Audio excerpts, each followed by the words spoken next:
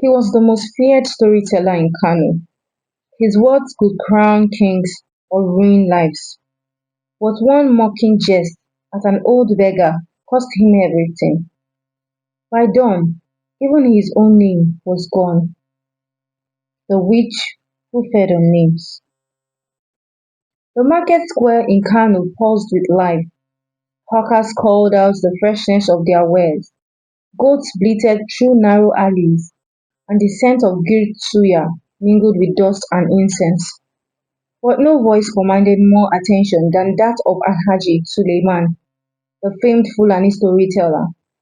He sat beneath a broad mango tree, his back straight, turban creased, and his voice rich and golden like late evening sun.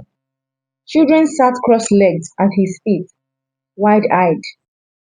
Adults leaned in from their stalls, stealing moments between customers. Suleiman's words were velvet and iron, entertaining, wise, and sharp enough to draw blood if you listened carefully. He told stories of trickster hyenas, of queens who summoned rain, of spirits who had braided moonlight. His tongue had won him gifts from emirs, invitations from scholars, and fear from rivals. But what he loved most wasn't applause, it was power. And in his world, words were power. A name, most of all. On this particular day, just as he launched into a tale about a foolish hunter and a clever lioness, a bent old woman shuffled towards him from the market's edge. Her wrapper was stained with years, her feet were cracked from the road, her headscarf drooped over milky, unblinking eyes. She held out a trembling hand, asking for coin or water, or perhaps just kindness. Suleiman, irritated at the interruption, lifted his chin and declared loudly, "A woman so forgotten by the world should not walk into stories meant for kings." The crowd laughed nervously. "Tell me, old one," he continued, his voice mocking, "do you even remember your own name? Or has the dust claimed that too?" The woman stared at him unmoved, her lips parted just slightly. Her voice was no louder than wind brushing over dry leaves. "You mock what you do not understand, storyteller. But soon you too will learn what it is to be forgotten." Before Suleiman could react, she turned and melted back into the crowd. By nightfall, the incident was forgotten by everyone but him. The next morning, Suleiman awoke with a strange hollowness in his chest. He rose to begin his day as always, rehearsing lines of a new tale. But when he tried to speak his own name aloud, it snagged in his throat like a fish hook. He dismissed it at first, too much pepper in his soup, perhaps, but as he walked through the marketplace, he noticed the glances. They were different, familiar faces. Tailors, spice vendors, apprentices looked at him with polite confusion, as though trying to remember where they had seen him before. "Ah, you again," a cloth seller said with a furrowed brow. "Have we met? You look almost familiar." It was then he realized something terrible. No one remembered his name. That night, Suleiman returned home in a panic.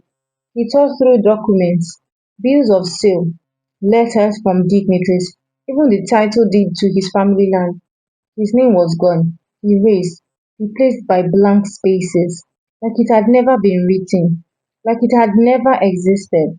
By the third day, even the young apprentice boy he'd raised from childhood, his most loyal companion, looked at him with a distant smile. "You remind me of someone," the boy said, "but I can't recall his name." By the fourth day, Suleiman couldn't recall his own name either. The last shred of his identity came to him in a dream. In it, the old woman floated above a golden river, her eyes glowing like twin moons. "Your name was food, Suleiman, a gift given and taken. I gave it to Wanda Chi, the eater of names, and if you want it back, you must go to her yourself." When he awoke, he was no longer Suleiman, just a man, without a name, a man no one knew. And so, with nothing left to lose, he set out towards the edge of the world, towards the savannah, where the winds howled with voices long forgotten. The journey was merciless. The sun was an unblinking tyrant in the sky. Hyenas watched him from dunes. He had no map, only the whisper of his fading identity guiding him forward. Weeks passed, his skin darkened and peeled, his feet blistered and bled. Yet somehow he found her. She stood at the edge of the desert, where the sand met rock. Her hut was made of bones and reed, its roof weeping salt. Wanda Chi was taller than a baobao's shadow. Her skin shimmered like old parchment, wide and smiling. "I knew you'd come," she said, voice like dry paper. The man without a name fell to his knees. "Please, I need my name back. Without it, I am nothing." Wandachi stepped closer. Her smile did not fade. "That's because you are nothing. A name is not a sound. It is a soul. Yours was given to me. I devoured it slowly, syllable by syllable. It was sweet," he sobbed, but the tears would not come. Even his sorrow felt like it belonged to someone else. "Give it back," he begged. "I don't give names," she whispered. "I only take, but you may earn another." He looked up, hope rising in his hollow chest. "Become my apprentice," she said. "Tell stories for me. Find names for me. Bring me those who abuse their power, who speak carelessly, who mock the forgotten. Feed me, and I will give you a new name, one born of your suffering." The man hesitated. "And if I refuse, then your body will blow away with the wind." Wandachi said softly, "And not even the earth will remember you ever stood upon it." He closed his eyes. When he opened them again, he nodded. And so he became the nameless Griot, a shadow who wandered towns and markets, listening quietly, telling stories that made arrogant men squirm and powerful women weep. His tales were always beautiful, but always laced with caution. And when he found someone cruel, careless with the gift of their name, he would whisper it under his breath, and Wandachi would eat. They say he still roams the northern roads.